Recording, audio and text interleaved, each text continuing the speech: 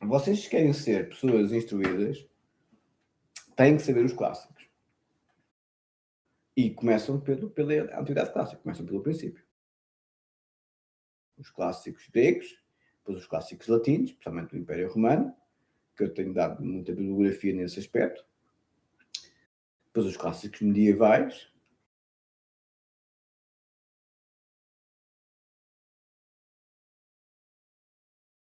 Depois os clássicos modernos. A filosofia moderna começa com Descartes, século XVII. 1687 é quando Descartes publica o Discurso do Método e depois publica as Meditações da Filosofia Primeira em 1651. E essas meditações foram fundamentais para o pai da fenomenologia, o Husserl, que foi professor do Heidegger, a escrever uma obra fabulosa que revolucionou por completo a lógica, que se chama Meditações Cartesianas. E nesse sentido, o Descartes foi fundamental para o pensamento atual da fenomenologia, que é a grande escola de pensamento do século XX. E então, o Descartes foi o pai da filosofia moderna, no século XVII, e o Galileu foi o pai da ciência moderna. Pronto. De certa forma, tem que ir para os clássicos gregos, clássicos latinos, medievais, século V ao século XV é a Idade Média, século XVI acaba, ou seja, começa a filosofia e a ciência moderna, século XVI, XVII e XVIII. A partir do século XVIII, Revolução Francesa, Revolução Americana de 1776 e a Revolução Francesa de 1789, Liberté, Égalité, Fraternité, Luís XVI e Maria Antonieta guilhotinados pelo Sr. Robespierre e os seus acólitos. Aí começa verdadeiramente o Renascimento.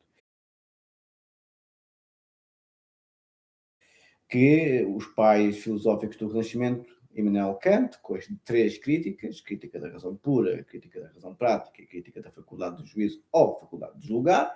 Kant nasce em 1724, morre em 1804. Kant é um dos grandes arquitetos do século XX, aliás.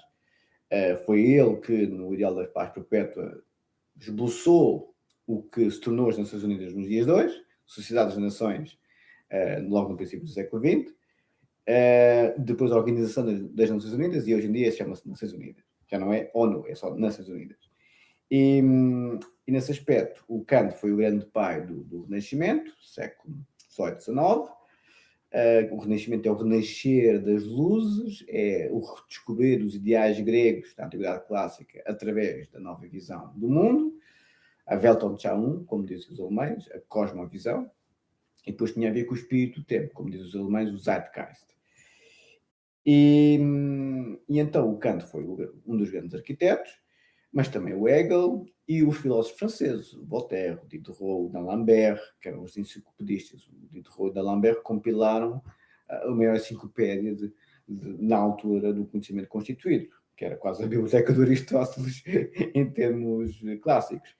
E muitos outros. O Montesquieu, que tantas vezes aqui vos falo, que é o pai do Estado de Direito, e o Malebranche, o próprio Pascal, e não tinha anterior, mas que também deu muito jeito aos homens do Renascimento, o Locke, o Hume, que tanto o Miguel Alex Costa, o Stuart Mill, temos ali, e depois os próprios homens da ciência, o Newton, o Lavoisier, o Darwin, já no século XIX, publicou Origens das Espécies em 1859, que criou o evolucionismo, e obviamente que também já em pleno século XIX a passar para o XX, Sigmund Freud com a psicanálise nasce em 1856. Mais ou menos na altura do Heidegger, que o Heidegger publica a célebre obra dele, Sein Zeit, em 1927. Temos também o Nietzsche, como é evidente, não é? Que morreu em 1900, e a sua produção, que foi nos últimos 50 anos do século XIX, e 30, porque ele, coitado, morreu cedo. E depois, obviamente, Karl Marx, que foi o pai do comunismo. Como vocês sabem, que muito jeito deu a Karl Marx e Jacques Rousseau com o seu contrato social, que é outro pai do Renascimento, é outro pai da contemporaneidade. Depois, no século XX, o Renascimento obviamente avança para para o mundo contemporâneo, e depois o mundo contemporâneo tem outra fase, que é já a fase pós-estruturalista, que é o pós-moderno. E o pós-moderno começa em 1955, grosso modo, no final da Segunda Guerra Mundial, que durou entre 39 e 45, como sabem, com a desconstrução das grandes narrativas. A arte, a religião, a filosofia e a ciência começaram a ser desconstruídas muito com o ideais de esquerda. E então aí, filósofos, especialmente franceses, verdade seja dita, em que, por exemplo, o Sartre é um exemplo claríssimo. Claro que se chama o Sartre pós-moderno, é assim um bocadinho caricato, mas era o essencialista que deu muito jeito aos pós-modernos, que seriam fundamentalmente o Baudrillard, o Lipovetsky, o Lyotard e muitos outros. Por exemplo, o Lyotard diz, Lipovetsky, peço desculpa, diz que estamos no crepúsculo do dever. E é aí que a esquerda, zuca, se insere que nem os leões, como envelope fenomenológico, como dizia o Melvin Bondi, porque vem responder a esta enorme convulsão de ideias e saberes, este caldo epistemológico imenso, que foi esta genealogia que vos dei agora, uma aula de História da Ciência e da Filosofia, desde a Antiguidade Clássica, grega e depois latina, depois Idade Média, depois época moderna, depois época renascentista, depois época contemporânea e depois época pós-moderna. Foi isto que foi a evolução do pensamento ocidental. O Sr. Mamadou é capaz de ter ficado mais ou menos na Idade Média, é aí mais ou menos que ele se situa, porque fala e pensa como se fosse um medieval, mas o São Tomás de Aquino, mesmo assim, acho que está mais avançado que o Mamadou pai 25 séculos, mas enfim, e era um autor medieval. Mas o que eu estou a querer dizer é que é preciso saber a história do pensamento e a história da ciência e da filosofia para perceber como é que a esquerda, que só nasce no século XVIII, na Revolução Francesa, quer desconstruir por completo todo o pensamento anterior da direita que nasce 10 séculos antes de Cristo. Ou seja, a esquerda nasce no século XVIII. Ou seja, a direita tem um património de séculos e séculos e séculos a ser constituída e a ser maturada com a Igreja Católica, com a monarquia, com os militares, tudo isso faz parte do pensamento de direita.